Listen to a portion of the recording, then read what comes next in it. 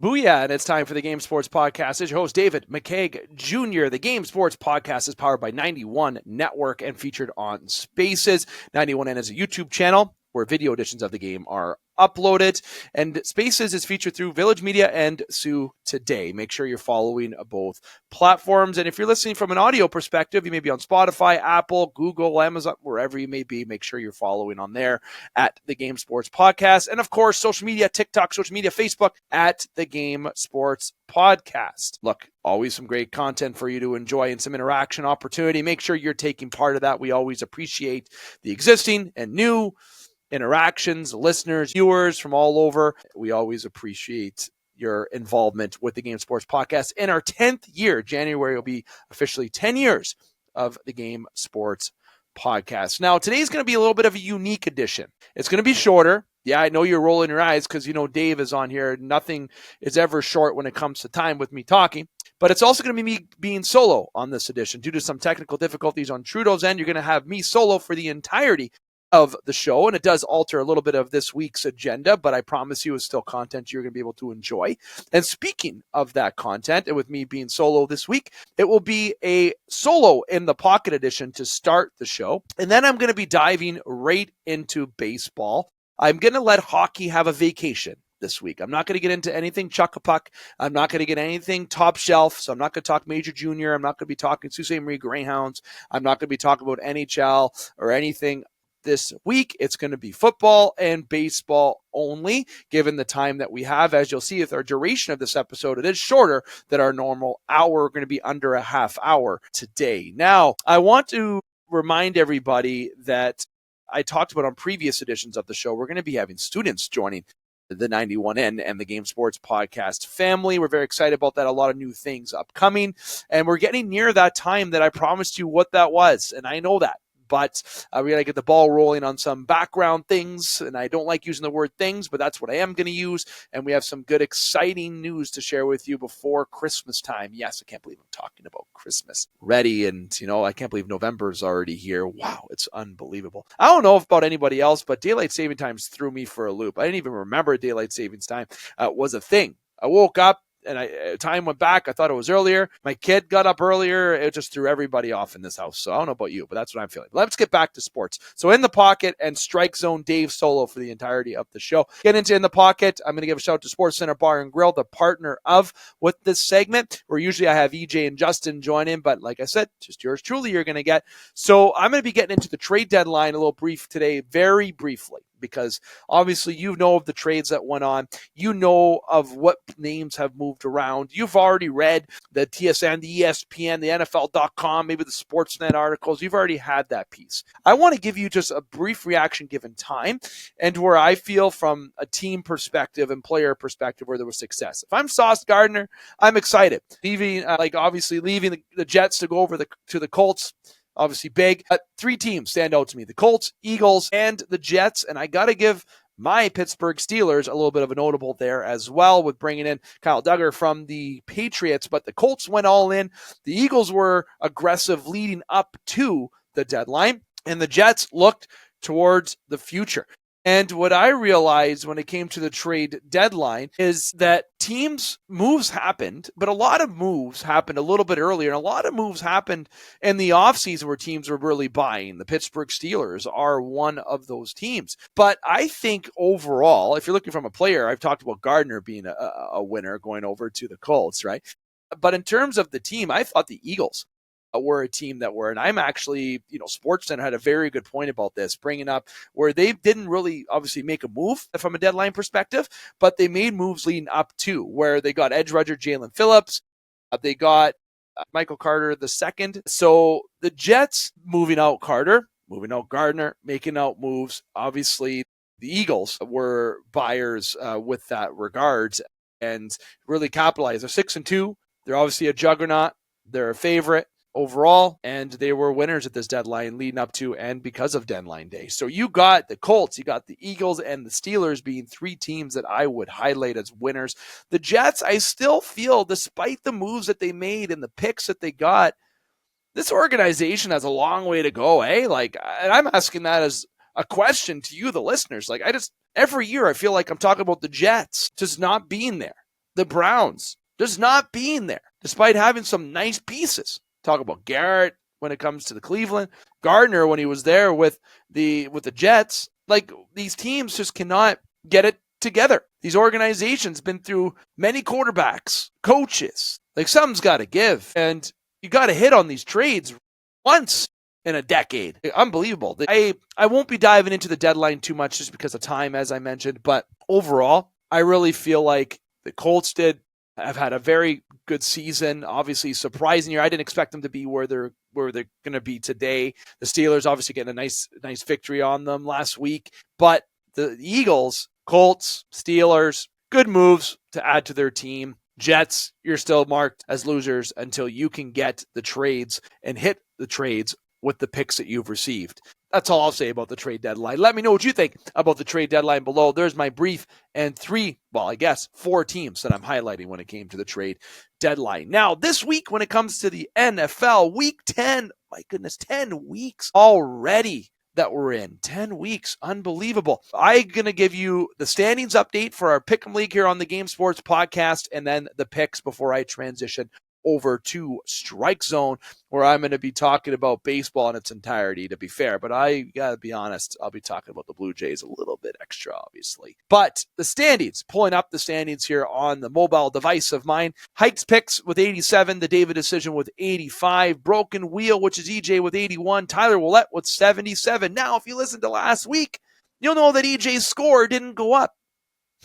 EJ forgot to make his picks last week, which we don't honor at all when it comes to the Pick'em League for the Game Sports Podcast. But guess what? EJ is still in third with only being 6 behind 1 and 4 behind 2, which is me. EJ has a horseshoe up as you know what when it comes to this league. And EJ says hi to all the viewers and listeners, by the way. If you're a longtime listener of the show, you know who EJ is, and he'll be back very soon. Hikes leads the way at the top of the standings. Now let's get to my picks this week, because that's all you're going to hear. And yeah, I have a 63% success rate, but my overall average is over 70%, but it is over 70% lifetime since we have been doing this show. So you know what? I think I got good picks for you to maybe look at, to maybe help you pick in your league or in other ways. I got the Broncos over the Raiders on the Thursday night game. Yikes, I'm not a fan of that game. Colts over the Falcons. Bears over the Giants. Bills over the Dolphins. Ravens over the Vikings. Jets over the Browns. Buccaneers over the Patriots. Panthers over the Saints. Texans over the Jaguars. Seahawks over the Cardinals. Niners over the Rams. Lions over the Commanders. Steelers. Yes, no bias there. I actually truly believe that Steelers, even though they're not favorites in this game, are going to beat the Chargers on the road. Packers over the Eagles. Yeah, that might be even my biggest surprise pick of the year. Well, no, I guess not of the year, but certainly this week. But at Lambeau Field on Monday night, I'm taking Green Bay in that. Just saying. 28-24 Packers over the Eagles. 24-21 Steelers and Chargers when it comes to the tiebreaker games in our league to pick the scores. And when it comes to points, be most and least for the week with our tiebreaker in the league, Buffalo with the most and the New Orleans Saints with the least points this week. Now, let us know what your picks are below. How are you doing in your league? How's your fantasy football season going? Look, I know I didn't dive into much more when it comes to the deadline into last week, but I said numerous times because of time. I think this football season, I still think last year's season was more exciting, but overall, I love the storylines this year. Surprise team for me is definitely the Colts this year. But you have to think, despite the Lions being my pick for the Super Bowl this year, when are the Buffalo Bills going to win? Team and quarterback's just too good, even though they've had some concerns come up this year. It's definitely going to be very interesting how till it comes down to the last couple weeks where the standings are and when the playoffs start. Oh, and I know the playoffs are a while away still. We're just hitting over just after the halfway point, of course. So lots to still go down in the season. So make sure you're not only got your fantasy and your picks lined up, make sure you're just enjoying some good football because, like I said, we're already in week 10. Time is flying by for sure. Now, I'm going to transition from in the pocket to Strike Zone. And I didn't give myself as much time as I wanted to when it came to Strike Zone this week. And as you see, the time is a little bit less, but you know what? That's good because it's going to keep me on time constraints, which is a first, which is 100% a first. And 106 days is the number that I'll use to start with Strike Zone. Spring training, 106 days. Well, that's what the Blue Jays social media upload said. That sounds a little bit short to me. But pretty soon, spring training will be back, and people say, well, won't forget about this year, but the sting will stop. And to get to that momentarily. News in baseball first, two things. The Blue Jays lost in Game 7 to the Los Angeles Dodgers. I uploaded a clip, or I should say my social media team uploaded a clip to TikTok and Instagram that you can check out. It was just under 3 minutes of your time to check out where I feel, a very, very, very true response to the World Series, and literally the best World Series I've ever watched. Not just because the Blue Jays were in it. I thought up to Game 7, extra innings. It went right down to the end on almost every game, essentially except Game 1. It was just enjoyable to watch. It was a Blue Jays team that weren't even close to being favorites, stood up to the Dodgers, and I know Kike Hernandez is going to get a chuckle out of this if he hears it, but the Dodgers to me were not the best team.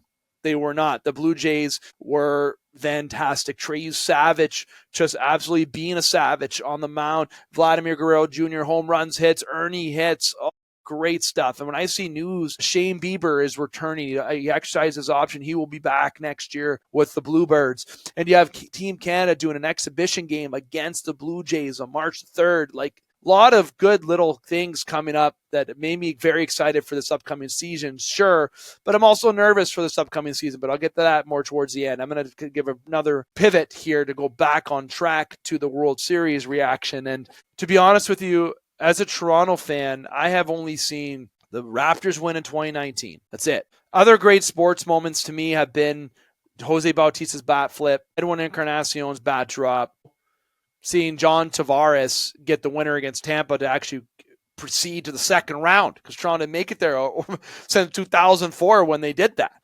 Then they make the second round, and they just lose anyways. Sports moments in Toronto have been far in between. There's been, moments where, they drafted Austin Matthews first overall, but there was pain up until that. There was when they got back into the playoffs, that being the Toronto Maple Leafs losing in round 1 to Washington, showing so much promise. They had them against the ropes in a lot of games. It was great.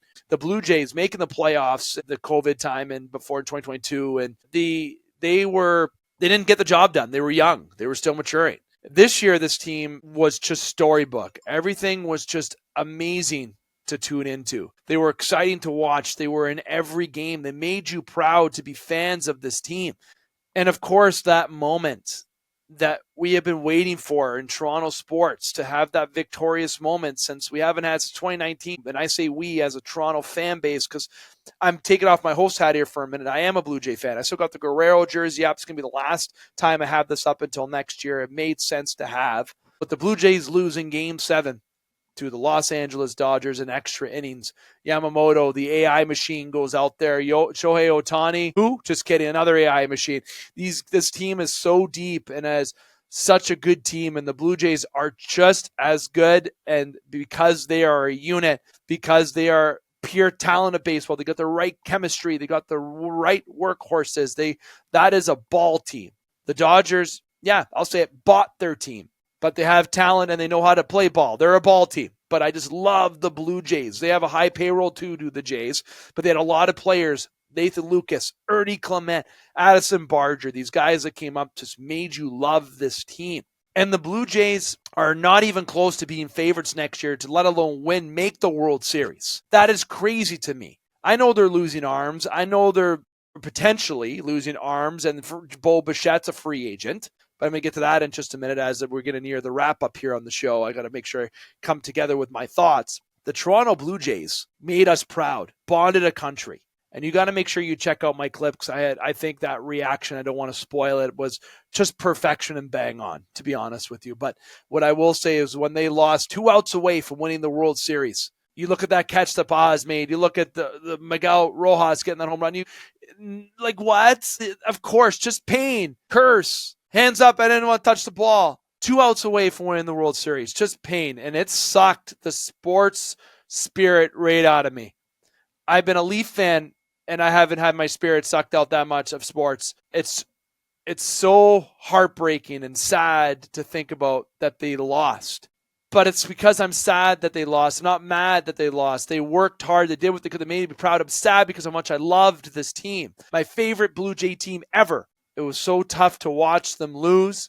I couldn't even watch after I know that they lost, I had to turn off the TV. I didn't want to see Vlad or the boys crying. I didn't want to see fans crying. I was already emotional in my basement with my guests and my wife. I was heartbroken, and I still am. And it's going to sting for a while. I almost don't want to watch sports anymore until the Olympics. But you know what? It was so awesome watching what this team did this year. Dodgers, though, very good team. Very good team. And that's all I'll leave it at. I don't want to give them any more credit. It's already been there. But what a season it was. The Mariners made it such a good series. Cal Raleigh, the Yankees, Aaron Judge, the Jays beating them. That was just a great. And then the Yankee fans on social media, the Twins just getting involved. You have the Brewers who had such a great year as well. They were so dominant this year, were those Brewers.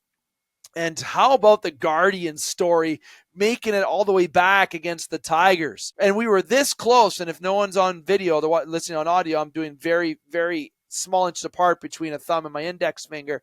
The Tigers and Blue Jays were almost in ALCS. Like, what a story this was. This was my favorite ball season that I can remember for over 30 years. Loved every minute of this. It was great. Thank you to MLB. Despite the nonsense that happened in the World Series in Game 6 and 7, despite the second best team winning, I know that's going to eat up fans, and that's fine. I'll keep saying it. And despite what happened as the outcome, this was certainly a season. The Jays will be back there next year. There's no way. I'm going to say it.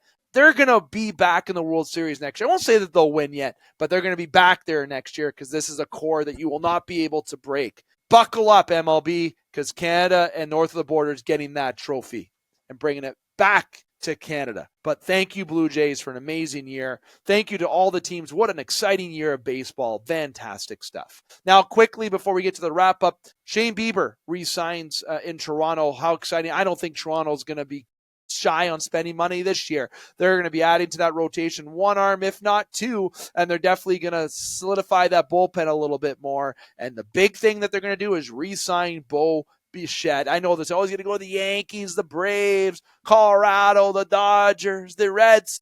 No, he is going to stay in Toronto. I know there's points in different ways, but there's no way he leaves. Toronto will pay him. Bo, Vladdy together, retiring together, like Bo said. And if it doesn't happen that way, then Bo, why are you lying?